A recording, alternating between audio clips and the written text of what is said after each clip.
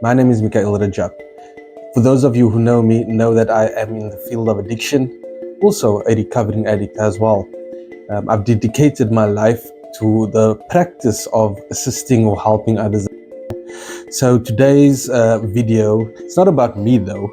I've had the opportunity to visit one of the inpatient and outpatient facilities here in Cape Town that's been hard at work at it for a lot longer than what I have been, just under 20 years, almost 2 decades.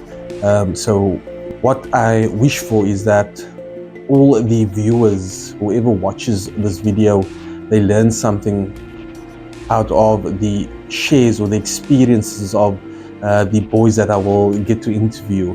So take note and know that there is help. Welcome to today's powerful and inspiring conversation. Today, we gather to break the silence surrounding addiction at an inpatient and outpatient drug rehabilitation center called Choice Drug Counseling Services. Here in Cape Town, especially, we all know and see that the situation regarding drugs in our communities is only getting worse, destroying relationships, staring down families, shattering dreams at the end of the day of individuals. However, I do sit here today and believe that there is hope.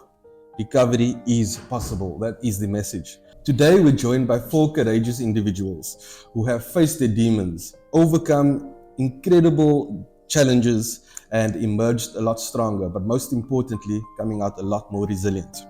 Each of their journeys is unique, yet they share a common bond, and that is the determination to reclaim their lives.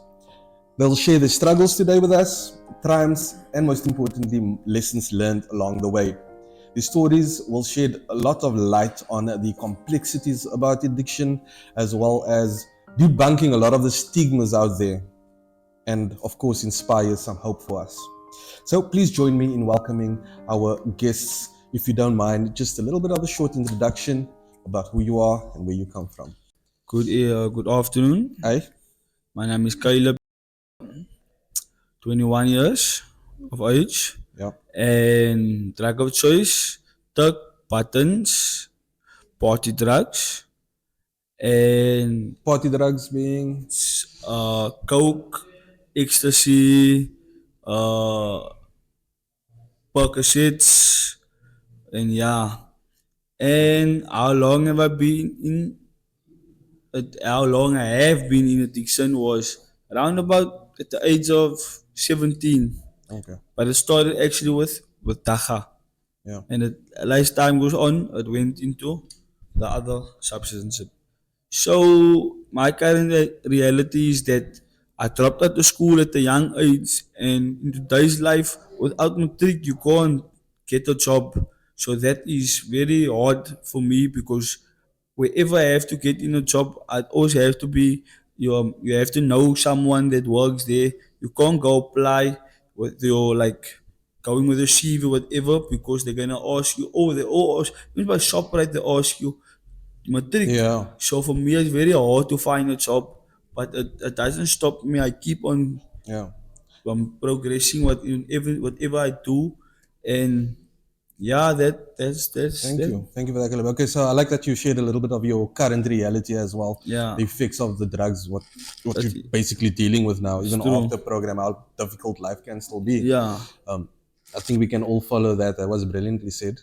thank Yeah, you. let's go down the line. Hi there, my name is Abdurayan. I am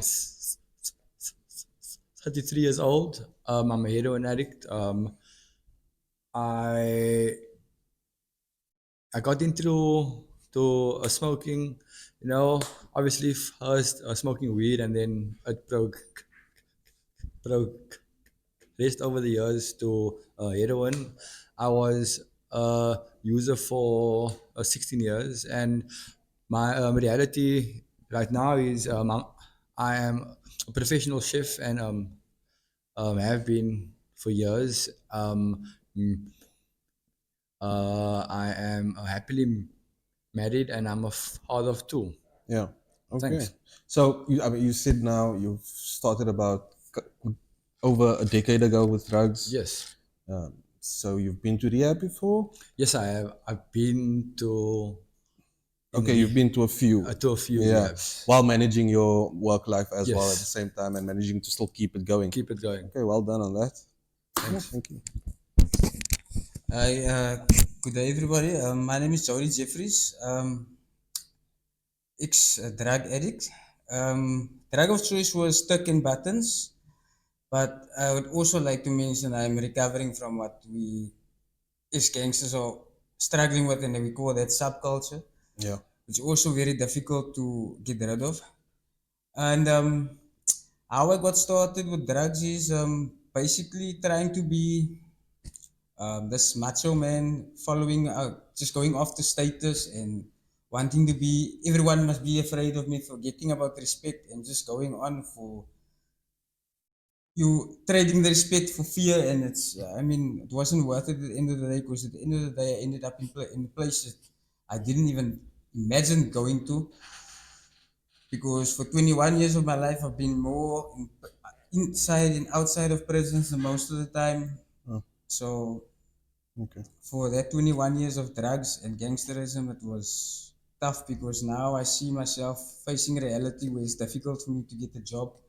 Yeah. Even after finishing my program, being clean, it's still difficult to find a place of employment that's going to keep me based on my criminal record. And Yeah. yeah, so that's basically what I'm struggling with. Okay. But yeah, The you mentioned gangsterism as well. We know in Cape Town there's a lot of areas where gangsterism is rife, right, with addiction and all of yeah. those things. So, is that something that you went through prior to addiction?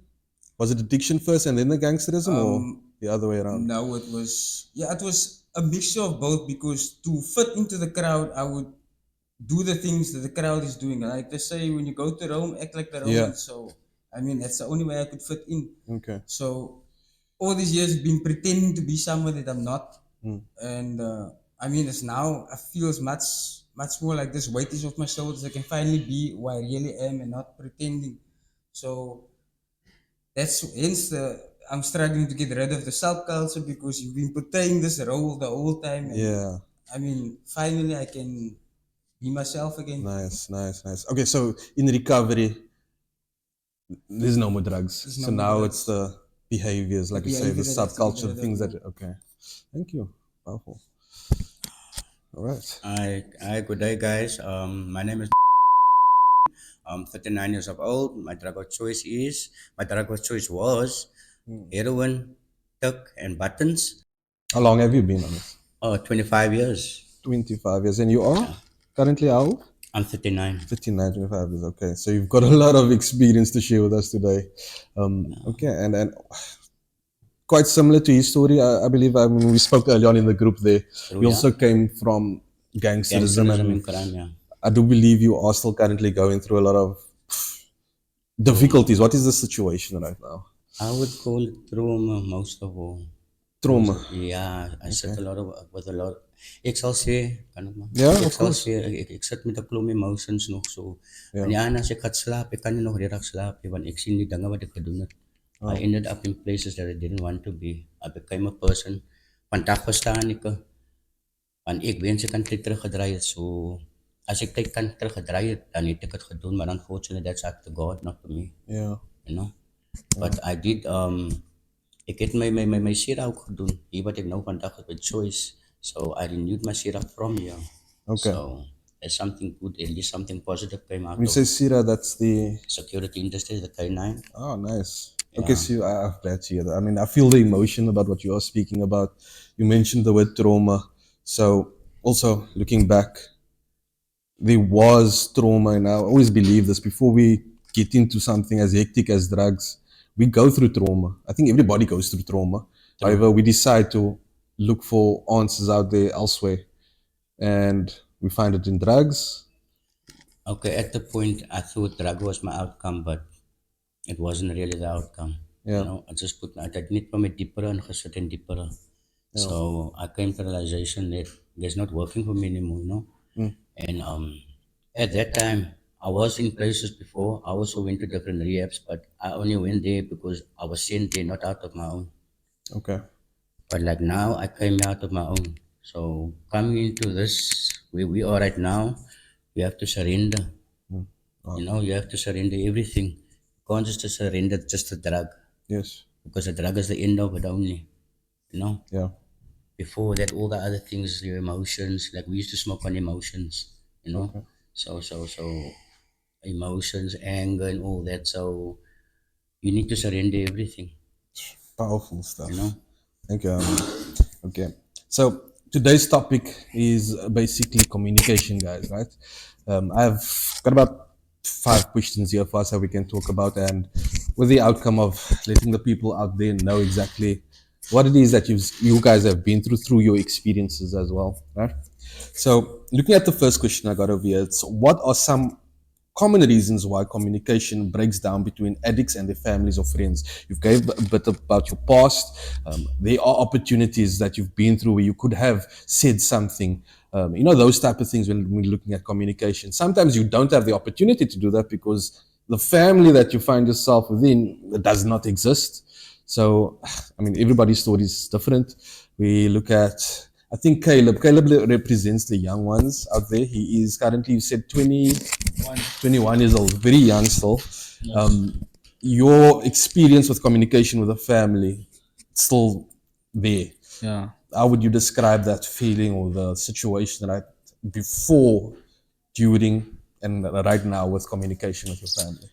Like you like I said, the your mom would always ask you if you're okay. No? So you're okay is okay. But it's not actually okay. Yeah, There's more to that okay, man. They will never ask what is happening really deep inside your heart. You would always say, my mommy always like, Caleb, it's okay. Yeah, mommy, I'm fine. But that fine is more than fine. It's not more than fine because um, behind that fine is something way more deeper inside. yeah, But like I said also, the more you smoke, the more you feel heartless. There's nothing that your feelings it goes away. So you are willing to do whatever you want to do because you how can I say, it's just a feeling, man. So if I could stab someone, I wouldn't feel nothing for it because of the emotion that you have picked up with the drug. The more you smoke, the more heartless you are. yeah. I see. So as at the end of the day, you don't see it; it becomes a norm for you because like to do things that is wrong, things that you do wrong is your right, and things that you do right is wrong. You see, so it's very hard. Okay. So, what were was that the reasons, like you said now, all the things that you've been going through, the emotions was not there. Was Yeah. that the reason behind the inability to communicate what you were going through? Because it must have been surely your responsibility, maybe, or where do you feel, was it a balanced it approach? was it was a balance because like it's your mother, you Yeah, should always be open to her. But for me, like I smoked without them knowing I was smoking. For me, if they would ask, okay, are you okay? I said I was okay. But instead of telling them how I really feel, it yeah. was like a weakness for me, man. What was the reasons why you felt you couldn't tell them? Because I would feel like they will feel disappointed in me. Yeah. Like they raised a good kid. So what made you go to Fear of being judged. of being so What like else? as maybe your mother, if you told your mother that you smoking, your mother will never say. Some mothers is why you smoking, what's wrong, but they don't look at the bigger picture. They just want to know why you are smoking. Yeah, So yeah. yeah. That's raw. Thank you for that.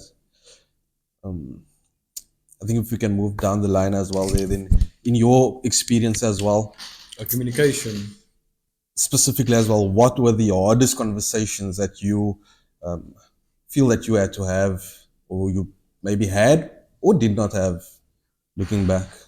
The hardest. I think for me the hardest thing was asking for help, man. Because I didn't want to admit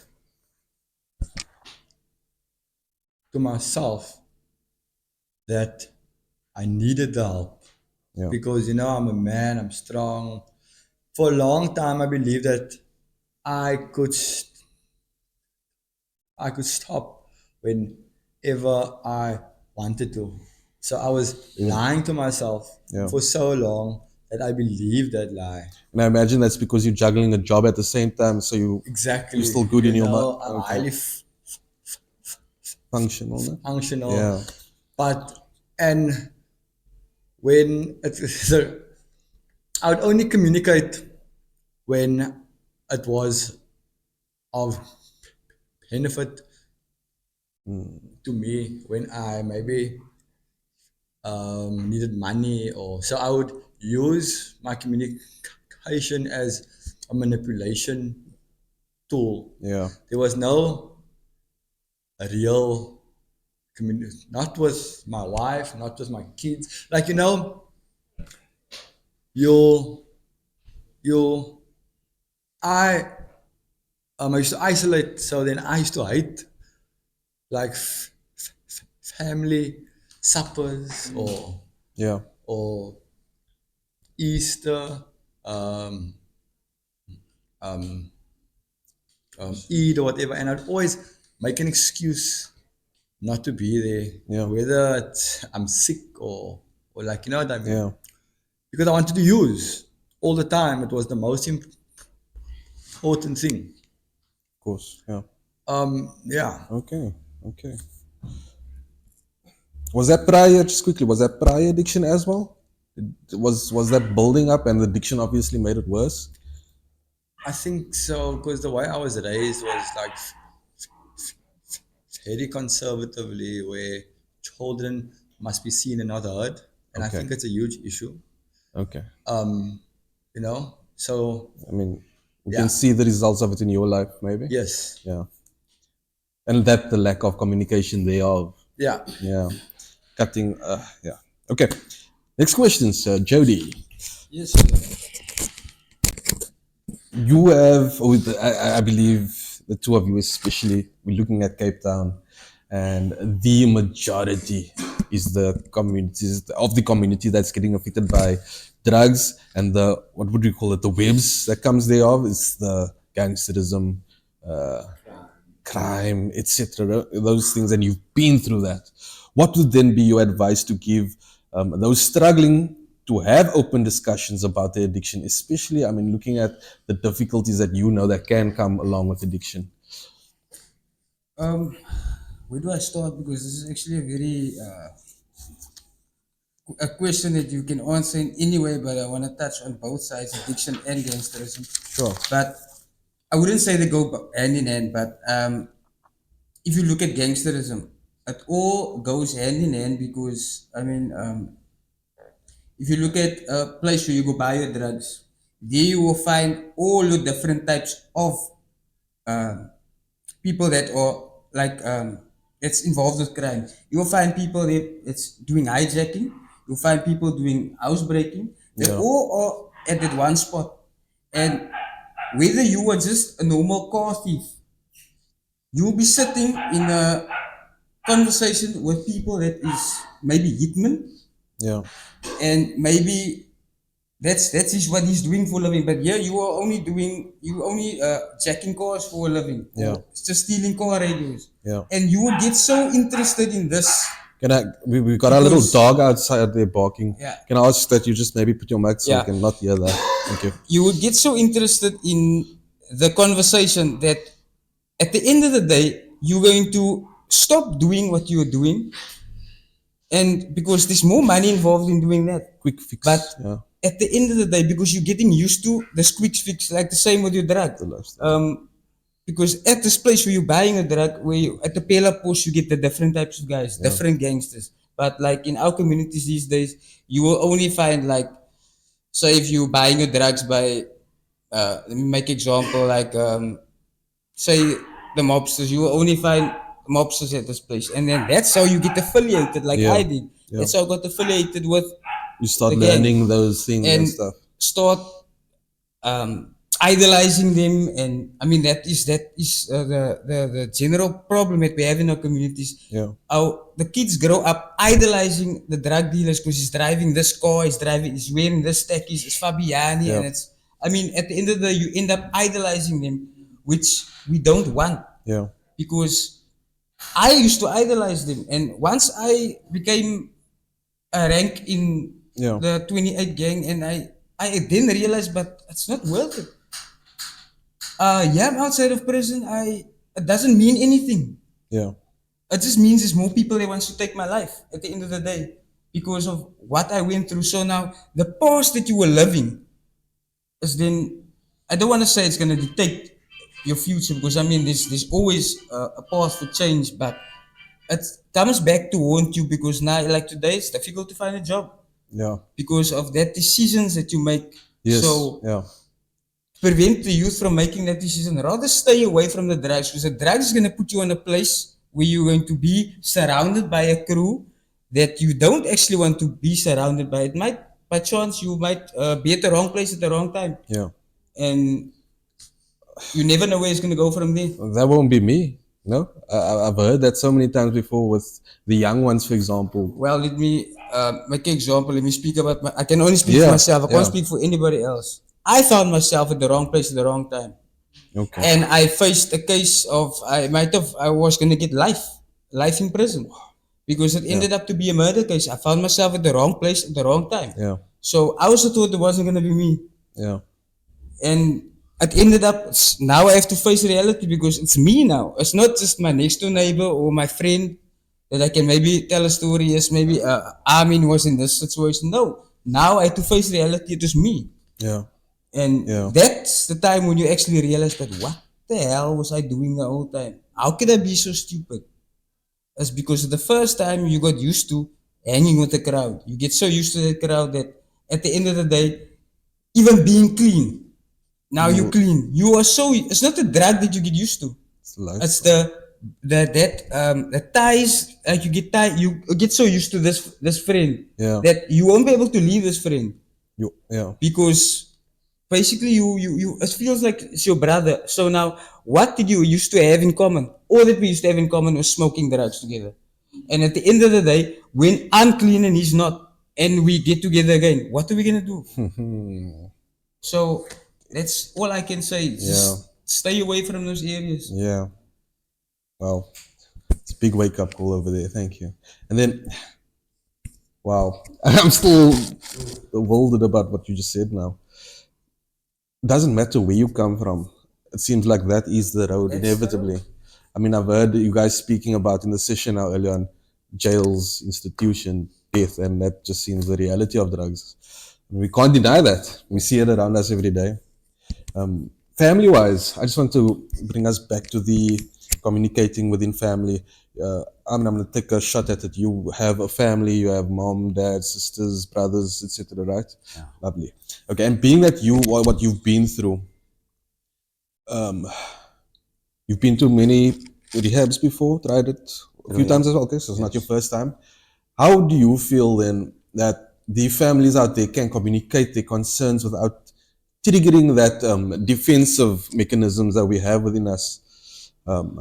What could they do better? What would your advice be, for them to communicate a little bit better?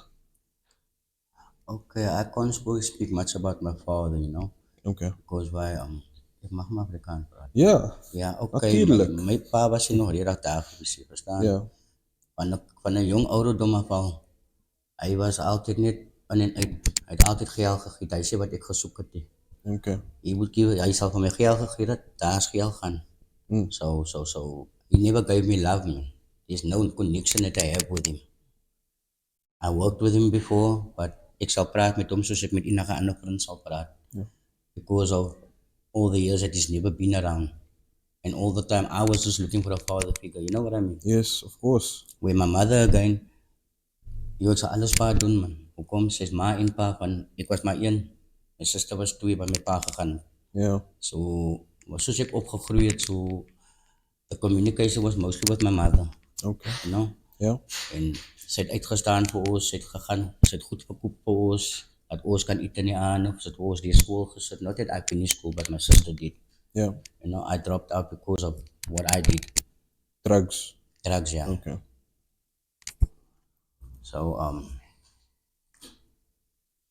Yeah.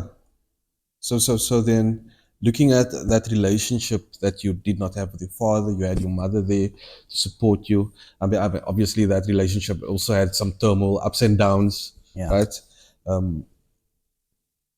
When speaking to her now and looking at how you maybe spoke to her or communicated with her during addiction to get some help, again, for the people out there, the mothers, the fathers that are dealing with this currently, from what point or what angle do you think they should come with to? okay, first and foremost, I would say I came clean first. You know, I worked on my mental state first and my emotions. Okay. Like after 20 years, me and my mother had a brilliant lunch 2 weeks back. Nice. And we spoke about everything that we could speak about. It was like a never ending story to me. Okay. Actually, I hope that conversation went on and on, but the time was limited, you know? Yeah. Yeah. So you're saying the state of mind of the individual that's using or in recovery is the most important thing Yeah. for the families to know when to engage. I like that. I like that. Yeah. Because you can't engage with someone that's still like first week, day one, week one, because his mental state is not right yet, you know? He's Yeah. still got a lot of anger in him, so he needs to work on himself first, Okay. and everything else will fall in place. Yeah. So would it be correct to say, let's say the person is in desperate need for help? That sounds like a good cue. We can have that conversation now. Yeah. Let's say they're in recovery. I'm assuming that's what you meant by week one, day one. Yeah. It's difficult at the beginning stages, right? So that's maybe let's leave them. Let's let them focus on getting themselves back their mindset. Is that what you're saying? Ja, okay, soos ek sal sê in Afrikaans en as ons inkom, you can't just come in one foot in, one foot out, a bubbling. Yeah. You need to put both foot in. As Yeah. either you want to come right or you don't want to come right, you know. Don't still play around. Yeah, it's either that side of the world or the side of the world. Yeah. I mean, people play around with their lives every day, and where does it get you? You gotta pick, like you say. Got me nowhere. Pick a path. Yeah, it got me nowhere because why? I wanted, like, I tried that one foot in, one foot out, and it didn't work. Because Yeah. why? Ek was klomp plekke gewees, klomp oral waar ek gewees het. So, het het nie vir my gewerk nie, man. But when I came to choice, choice is really good. Yeah. The things that I can do here is something that I never did at other places, you know. Yeah. Ons is nie vasgehou hier nie, everything is open to us, man. Yeah. You It's know, very it's up evident. to you yourself, is up to you wat jy wil doen van jou met jou lewe. Yes. I say it's not what everybody else can say what they want to say, Yeah. but it's you yourself, it's what in you. Exactly. It's not what they say. Hulle kan sê kom reg, maar as jy nie reg wil kom jy gaan dit nie gebeur nie. I love that. That's a different topic, but I would like to emphasize exactly what you said there. What the little time that I had with the guys at Choice, it is something special that they've got going over here. Yeah, man. If I kind of round up now towards the end, anybody, if you feel you have something about this question that you can add, what are the signs then? Exactly about what he was speaking about now, when to communicate, right? So then, what are the signs that you actually need to get some outside assistance as well, and what could they be maybe for the parents out there that I don't know if you might have experienced it, you might have seen it. You know, I think we were all raised to know a right from a wrong, man. And like he spoke about mothers, you can see when your son is no longer your son, Yeah.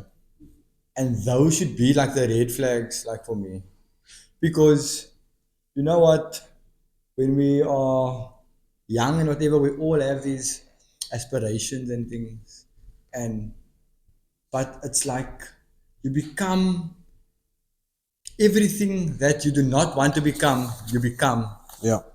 when you're using, because you will do anything to use, whether it's robbing people, like he said, or even yeah, at home. You know what I mean? Wow. Yeah.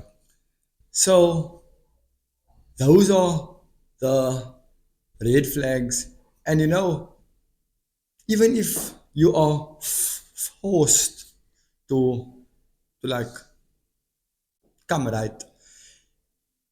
In my experience, you will see that listen, it's actually for the right reasons. Because when I am using, I can't see the light. Even though I know I need help, I don't know how to ask for help.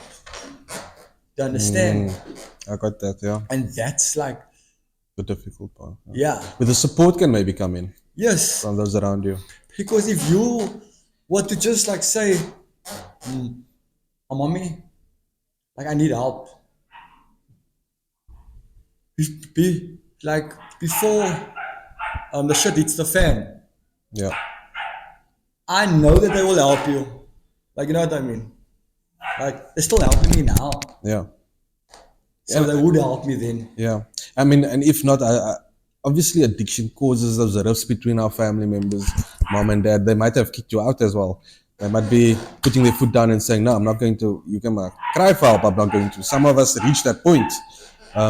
There are still places out there that can help you. So take responsibility and don't fall further in. Maybe there are resources basically available as well, as we find over here, who would then make the necessary contact, I believe, what's needed, right? So, I mean, that brings us to an end of today's powerful conversation that we had here today. There will be more, but we'll get into that. So, as we conclude today's little bit of a conversation that we had, from my side, I'd like to thank all of your courageous efforts just to come and sit here. Yes? And I would like to point it out again, man. Yeah. No mother gave birth to a drug addict, Yeah. and no father raised a gangster. Thank you. Yes, that's all I have to say. 100%. You had to That's say your that. choice Yeah. if you want to come right or not, but you will know when you want to come right is the best option. Yeah, I think that's what a powerful note to end it off, especially for all our moms and dads that's sitting out there, just to remind them that there is still a human being under there, not the stigma of an addict. Thank you, Caleb, for that. Pleasure. Beautiful. Yeah. So remember, recovery is possible, ladies and gentlemen. And to those struggling out there, make contact. This video will be up. Spread it. Get into the comments. Send your questions through. We will reply. Help is out here. So join us again next week. Same place, same time. Peace.